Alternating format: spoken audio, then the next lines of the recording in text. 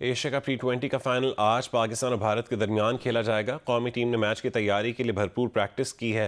कप्तान सलमान अली आगा पुरुम्मीद हैं कि फाइनल में टीम अच्छी कारकर्दगी दिखाएगी। एशिया कप जीतने आए थे, जीत कर जाएंगे। एशिया कप T20 के फाइनल में पाक भारत टाकरा, मुंतजमीन ने हाउसफुल का ऐलान कर दिया। 28,000 सीटों वाले स्टेडियम के तमाम टिकट्स फरोख्त हो चुके हैं। 14 सितंबर को होने वाला पाक भारत मैच 20,000 और 21 सितंबर को होने वाला मैच 17,000 शायकीन ने देखा था। Asia cup final Pak Bharat टाकरा Housefull. Asia cup के तारीखी पाक भारत फाइनल के लिए दुबई क्रिकेट स्टेडियम के तमाम टिकट्स फरोख्त हो गए। मुंतजमीन ने जियो न्यूज़ से गुफ्तगू में तस्दीक की है कि आज होने वाला फाइनल मुकम्मल तौर पर फुल हाउस होगा। स्टेडियम में 28,000 शायकीन की गुंजाइश है और तमाम नशिस्तें शायकीन क्रिकेट ने खरीद ली हैं। इससे कबल दुबई में 14 सितंबर को खेले गए मैच में 20,000 जबकि 21 सितंबर को पाक भारत सुपर 4 मरहले में 17,000 तमाशाइयों ने स्टेडियम में मैच देखा था। फाइनल के लिए गैर मामूली जोश खरोश देखने में आया और तमाम स्टैंड्स के टिकट मुकम्मल तौर पर फरोख्त हो चुके हैं। एशिया कप क्रिकेट की 41 साल तारीख में पहली बार पाकिस्तान और भारत फाइनल में मद्दे मुकाबल होंगे। महकमा खेल सिंध की जानिब से पाक भारत मैच को सिंध के मुख्तलिफ शहरों में बड़ी स्क्रीन पर बराह रास्त दिखाया जाएगा। सिंध हुकूमत की महकमा खेल की जानिब से कराची समेत सूबे के 6 बड़े शहरों में बड़ी स्क्रीन पर पाक भारत का फाइनल मैच बराह रास्त दिखाने का फैसला किया है। तर्जुमान महकमा खेल की जानिब से जारी बयान में कहा गया है कि वज़ीर खेल मोहम्मद बख्श महर की हिदायत पर कराची में सिंध यूथ क्लब, गुलिस्तान जौहर, घोटकी में अली मोहम्मद खान महर स्पोर्ट्स कॉम्प्लेक्स में बड़ी स्क्रीन पर मैच दिखाया जाएगा। हैदराबाद में सिंध स्पोर्ट्स बोर्ड हॉस्टल में शायकीन क्रिकेट बड़ी स्क्रीन पर मैच से लुत्फानंदोज हो सकेंगे, जबकि शहीद बेनज़ीराबाद के बिलावल स्पोर्ट्स कॉम्प्लेक्स में भी बड़ी स्क्रीन पर मैच दिखाया जाएगा। पाकिस्तान क्रिकेट टीम के कप्तान सलमान अली आगा का कहना है कि 18 साल से प्रोफेशनल क्रिकेट खेल रहे हैं, ऐसा कभी नहीं देखा कि हाथ न मिलाया जाए। ट्रॉफी की रोनुमाई से मुतालिक सवाल पर कहा है कि वो प्रोटोकॉल्स पर अमल करेंगे। जिसने आना है आए, जिसने नहीं आना ना आए। मैदान से बाहर चीज़ों को कंट्रोल नहीं कर सकते। भारतीय मीडिया के बोलने से कोई फ़र्क नहीं पड़ता। सर फाइनल है, मेरे ख्याल से दोनों टीमों भी सेम अमाउंट का प्रेशर रहेगा और फाइनल का प्रेशर एक लग रहता है और हम कोशिश करेंगे कि हम इस गेम को जीतें, अपना पूरा बेस्ट दें। और उनका मीडिया सर क्या कह रहा है उससे हमारा कोई वो तलक ही नहीं है। वो जो मर्ज़ी कहते रहे, जो टीम कम गलतियां करती है वही जीती है और हम कोशिश करेंगे कि कल कम गलतियां करें। सर बिल्कुल ठीक कह रहे हैं, मेरी परफॉर्मेंस वैसी नहीं है जैसी अप टू द मार्क नहीं जैसी होनी चाहिए थी और मुझे इस बात का आइडिया है और मैं उस पर काम भी कर रहा हूँ। तो पहले जाकर पिच देखेंगे, उसके हिसाब से ही हम टीम डिसाइड करेंगे, क्योंकि आपको कंडीशन देखना बहुत ज़रूरी है। ऑल अबाउट के कंडीशन किस तरह डिमांड कर रही है और कैसे रिएक्ट कर रही है, तो उसी टाइम मैं उसी तरीके से रिएक्ट करता हूँ। हर इंडिविजुअल का अपना तरीका है। अगर कोई ग्राउंड में एग्रेसिव होना चाहता है तो वाई नॉट, क्योंकि अगर आप फास्ट बॉलर से उसका एग्रेशन ही छीन लेंगे तो फिर कुछ बचता ही नहीं है। और आपने इमोशंस की बात किया, हर खिलाड़ी को पता है कि अपने इमोशंस को कैसे और किस तरह डील करना है। और मैं एज ए कैप्टन मैं फ्री हैंड देता हूँ किसी भी प्लेयर को कि उसको किस तरह रिएक्ट करना है ग्राउंड में, अनलेस अनटिल कि वो किसी की मतलब डिसरिस्पेक्ट नहीं कर रहा और या वो ऐसी कुछ हरकत नहीं कर रहा जो मुल्क के लिए हमारे डिसरिस्पेक्ट हो। मैंने आज तक ऐसा नहीं देखा कि हैंडशेक ना हुआ हो किसी दो टीम्स में। और मेरे अब्बू क्रिकेट के बहुत बड़े फ़ैन हैं और मैं उनसे क्रिकेट में सुनता रहता था, तो वो उससे भी 20 साल पीछे चले जाएँ, उन्होंने भी मुझे कभी ऐसी चीज़ नहीं बताई कि भी दो टीमों का मैच हुआ और हैंडशेक नहीं हुआ। और मैंने यही सुना है कि आज तक ऐसा हुआ ही नहीं है। जब भी मैचेस हुए हैं हैंडशेक ज़रूर हुए हैं और पहले भी इंडिया पाकिस्तान के मैचेस हुए हैं, उसमें मेरे ख्याल से इससे भी ज़्यादा चीज़ें थोड़ी कह लें कि हालात ख़राब थे, लेकिन तब भी हैंडशेक होते थे। तो हैंडशेक ना होना मेरे ख्याल से वो क्रिकेट के लिए अच्छी चीज़ नहीं है। हम सबको आइडिया है कि हम बैटिंग उस तरह की नहीं की इस टूर्नामेंट में, तो हो सकता है सर हमने अपना बेस्ट फाइनल के लिए रखा और इंशाल्लाह फाइनल में ही बेस्ट निकले। हम लोग यहाँ पे आए हैं अच्छी क्रिकेट खेलने और हम अच्छी क्रिकेट खेल कर यहाँ से जाएंगे। हमारा जो गोल है वो एशिया कप जीतना है। हमारी कोशिश सर यही है कि हम अपनी बेस्ट क्रिकेट खेलें और हमको पता है कि अगर हम अपनी बेस्ट क्रिकेट खेलेंगे और 40 ओवर तक अपने प्लान्स को एग्जीक्यूट करेंगे तो हम किसी भी टीम को हरा सकते हैं और हम वही करने को देखेंगे। इंडियन मीडिया की तरफ से एक प्रोपेगेंडा किया गया था कि पाकिस्तान और इंडिया का जो फाइनल होगा उसके हवाले से फ़ोटो शूट पर जो है ना उनके कप्तान ने इनकार कर दिया। इस हवाले से आप क्या कहना चाहेंगे? सर वो जो मर्ज़ी करते रहे, हमारा जो एक प्रोटोकॉल है हम वो करेंगे।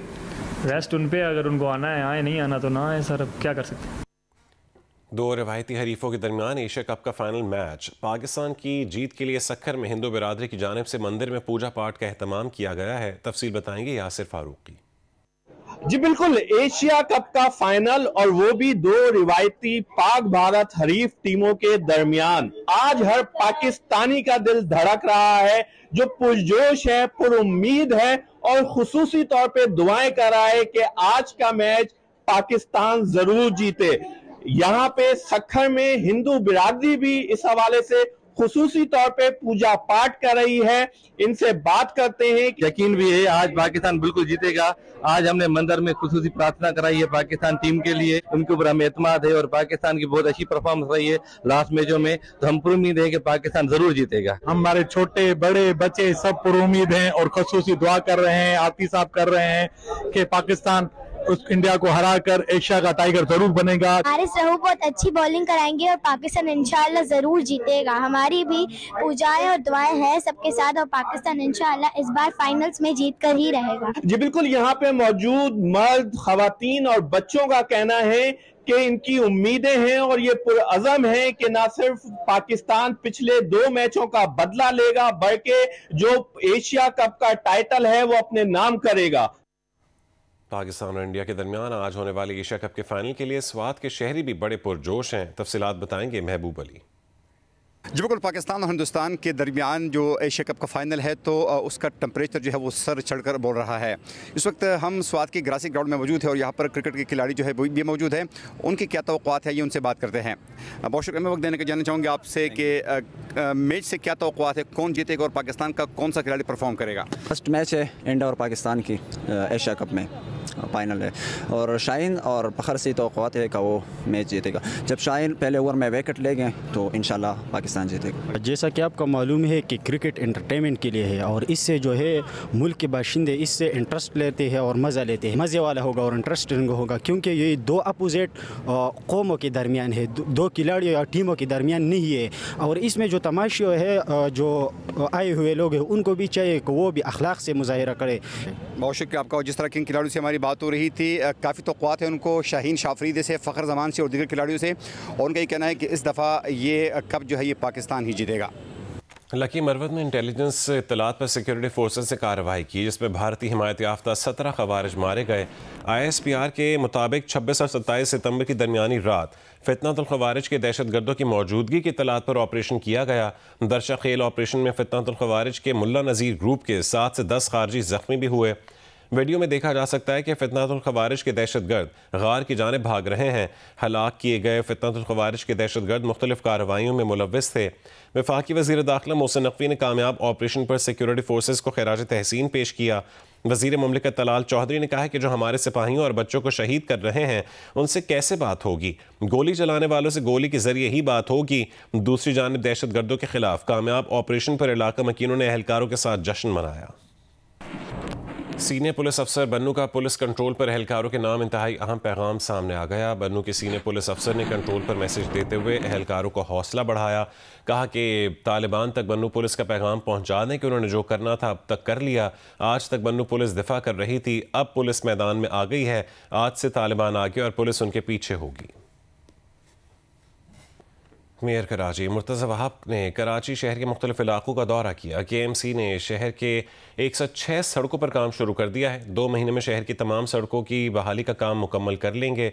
MQM को पैगाम है कि इस्लामाबाद से काम नहीं होंगे। वज़ीर आज़म शहबाज शरीफ एक रात नहीं कई दिन कराची आएँ। वज़ीर आज़म कराची के लिए फराख दिली दिखाएँ।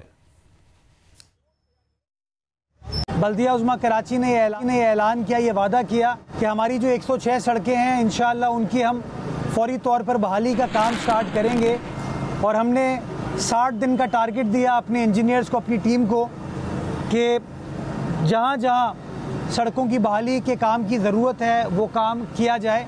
सबसे पहले अभी एम्प्रेस मार्केट का दौरा किया, प्रीडी स्ट्रीट का, जो कि KMC की 106 सड़कों में से एक है जहाँ पर काम किया जा रहा था और रात को ही वहाँ पर काम मुकम्मल कर दिया जाएगा।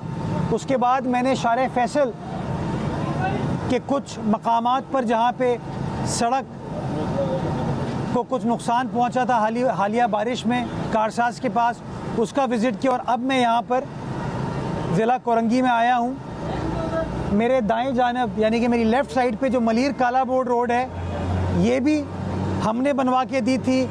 आज से चंद साल पहले ये सड़क नाम की यहाँ चीज़ नहीं थी, बुरा हाल था। ये हमने इसकी असरनो तामीर की और ऑल द वे ये आगे जो खोखरा पहाड़ तक सड़क जाती है। मेरा अपने कराची वालों से ये वादा है कि जो वसाइल हैं, जो पैसा KMC के अकाउंट में, वो आप लोगों का है। और उस पैसे से आप लोगों के मसाइल को हल किया जाएगा, आपके कामों को किया जाएगा। लेकिन मैं ये बता दूं, इस्लामाबाद से बैठ के कोई अफसर ये काम नहीं करेगा।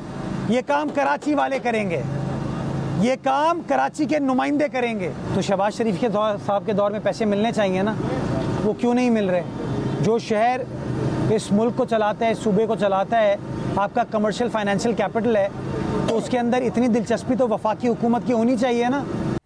ICC women's cricket world cup 30 सितंबर से शुरू होगा। पाकिस्तान विमेंस टीम पहला मैच 2 अक्टूबर को बांग्लादेश के खिलाफ खेलेगी।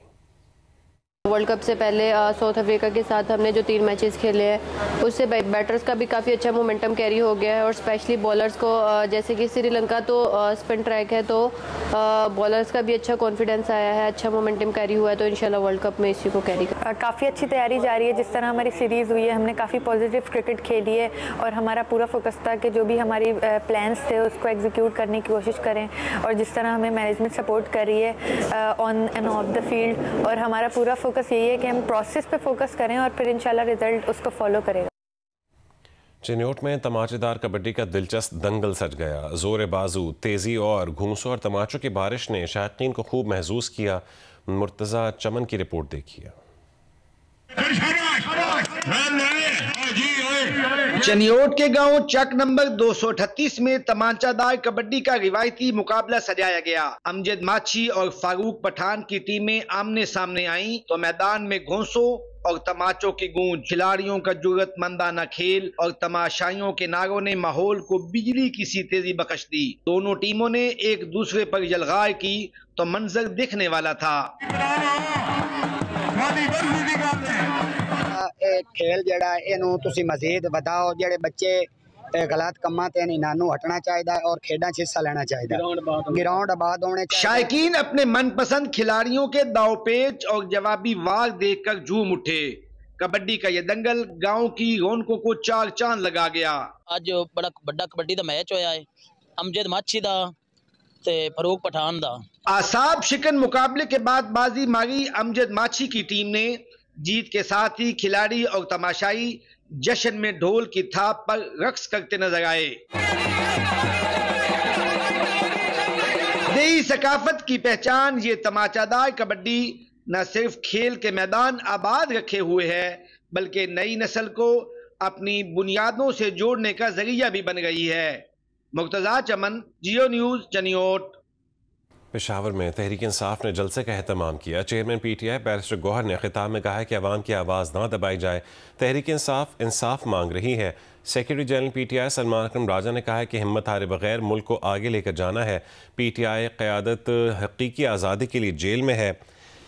वज़ीर आला खैबर पख्तूनख्वा अल-यमीन गंडापुर ने कहा है कि हालिया पाक भारत कशीदगी के दौरान पूरी कौम फ़ौज के साथ खड़ी है। अल-यमीन ने कहा है कि वो अदलिया से बानी पीटीआई उनकी अहलिया के लिए इंसाफ का मुतालबा करते हैं। रहनुमाओं के खिताब के दौरान कारकुनों ने स्टेज की जानिब बोतलें फेंकी। वज़ीर आला गंडापुर के खिलाफ नारे भी लगाए।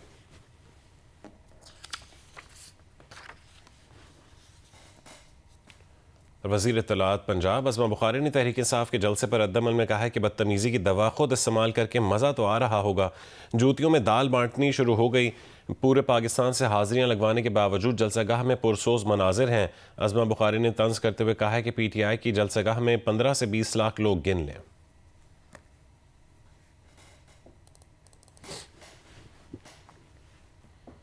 मारूफ गुलकार और बराबरी पार्टी पाकिस्तान के चेयरमैन जवाद अहमद का कहना है कि उनके खिलाफ बिजली के मीटर में टेम्परिंग और लेस्को एहलकारों से मीटर छीनने का इल्ज़ाम झूठा साबित हुआ है।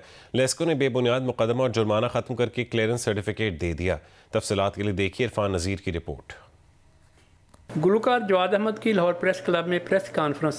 कहा उनके खिलाफ मीटर टेम्परिंग मामले के जिम्मेदार लेस्को के चंद एहलकार थे, जिन्हें सीनियर अफसरान के कहने पर मुआफ कर दिया है। लेस्को ने मीटर टेम्परिंग वाक़े को मेरे खिलाफ साजिश करार दिया है। इंक्वायरी खत्म हुई तो उन्होंने एग्रीमेंट किया मेरे साथ, जिसके अंदर उन्होंने लिखा, लेस्को ने इस मुआहदे में लिखा कि मेरे खिलाफ यानी जवाद अहमद के खिलाफ साजिश हुई है। मतलब ये लेस्को ने खुद लिख के दिया है मुझे। साथ उन्होंने ये कहा कि जुर्माना जो है वो है ही कोई नहीं, वो तो जो भी कहा था वो गलत था। गुलकार जवाद अहमद का कहना था कि किसी एहलकार को बगैर इजाज़त अपना मीटर ना ले जाने दें क्योंकि ये टेम्पर हो सकता है। इस वाक़े की बुनियाद पर कुछ पार्टियों ने मुझे बदनाम भी करने की कोशिश की, तब लेस्को ने कानून के मुताबिक मुझे सादिक और अमीन करार दे दिया है। जो मीटर वाला मामला है, फर्ज करें गैस का या बिजली का, ये आपकी मलकियत है।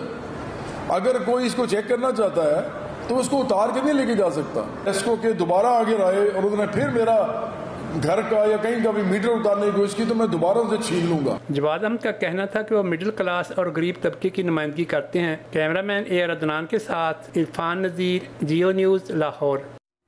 अक़वाम मुत्तहिदा की जनरल असम्बली के इजलास में भारत के वज़ीर ख़ारजा के इल्ज़ामात के जवाब में सेकंड सेक्रेटरी मोहम्मद राशिद ने मुंह तोड़ जवाब दिया। कहा कि भारत ख़ित्ते का गासिब और गुंडा है, पूरे ख़ित्ते को अपनी बालादस्ती के अज़ाइम और इंतहा पसंदाना नज़रियात की बुनियाद पर यह गमाल बनाए हुए है जो बदकिस्मती से नफ़रत, तक़सीम और तासुब को हवा देते हैं। सेकंड सेक्रेटरी मोहम्मद राशिद ने कहा है कि आज हमने एक रुकन मुल्क की तरफ से वही पुरानी तकरीरें सुनी जो काबिल अंदाज़ा थीं। पाकिस्तान को बदनाम करने की एक और कोशिश, झूठे बयानी और गुमराह कुन दावों पर मबनी मगर हमेशा की तरह हक़ाइक़ से बिल्कुल खाली थीं। सेकंड सेक्रेटरी मोहम्मद राशिद ने कहा है कि दहशतगर्दी के ख़िलाफ़ जंग में पाकिस्तान की 90,000 कुर्बानियाँ दुनिया तस्लीम करती है। उन्होंने कहा कि हमारा पड़ोसी मुल्क खुद दहशतगर्दी का सबसे बड़ा मुर्तकिब है। यही मुल्क एक खुफिया और सरहद पार दहशतगर्दाना नेटवर्क चलाता है और अपने प्रॉक्सी अनासर के ज़रिए पाकिस्तान के अंदर और बाहर कार्रवाइयाँ करता है।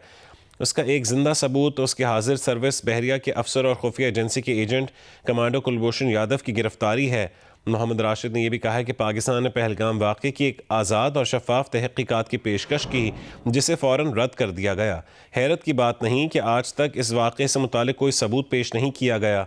मोहम्मद राशिद का कहना था कि पाकिस्तान अमन का ख्वाह है, हकीकी तरक्की के लिए खुलूस, बाहमी एहतराम, मुकालमा और सफारतकारी ज़रूरी है। वो उसूल जिन्हें पाकिस्तान हमेशा मुक़द्दम रखता आया है। भारत को भी बिलाखिर यही रास्ता इख्तियार करना होगा अगर वो वाकई अमन का ख्वाह है। This country is not just a serial perpetrator of terrorism, it is a regional bully, a net destabilizer for the entire region, holding South Asia hostage to its hegemonic designs and radical ideology that regrettably inspires hate, divisions, and xenophobia. So let me put that in perspective. First, this country is in the league of those who illegally occupy territories, oppress populations, and violate fundamental human rights, as in the case of Indian illegally occupied Jammu and Kashmir.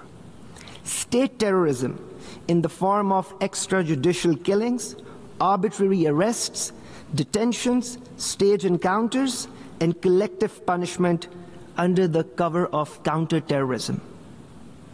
Second, it is this country which runs a sinister cross-border terrorist web and clandestine networks through its proxies, both inside Pakistan and beyond.